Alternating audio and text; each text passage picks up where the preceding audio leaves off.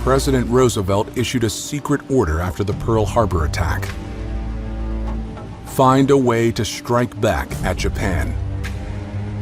It takes 4 months to figure out how. The distance is daunting. The technology is lacking. But they pull together a plan that's part bravado, part desperation.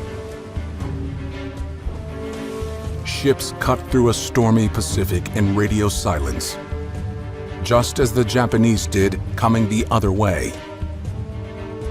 American carriers haven't yet come of age. This one's only big enough to launch a scout plane with a catapult. To bomb Japan, they'll have to launch a bigger plane off this deck, a B-25. They've never tried it.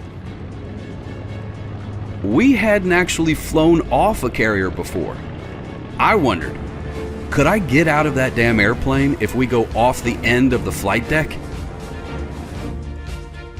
Bombardier Herb Mesha scrapes the waves and gets airborne by a whisker. There's no turning back. The deck is too short to land on. 16 planes are off to Japan on a wing and a prayer. It's called the Doolittle Raid for the colonel who leads it. There's no footage of the raid itself. Some bombs hit Tokyo, but damage is minimal.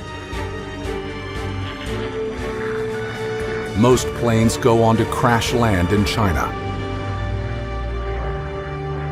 As payback for Pearl Harbor, it hardly rates. America doesn't care. Doolittle and his gallant men shake the complacency of the Japanese warlords.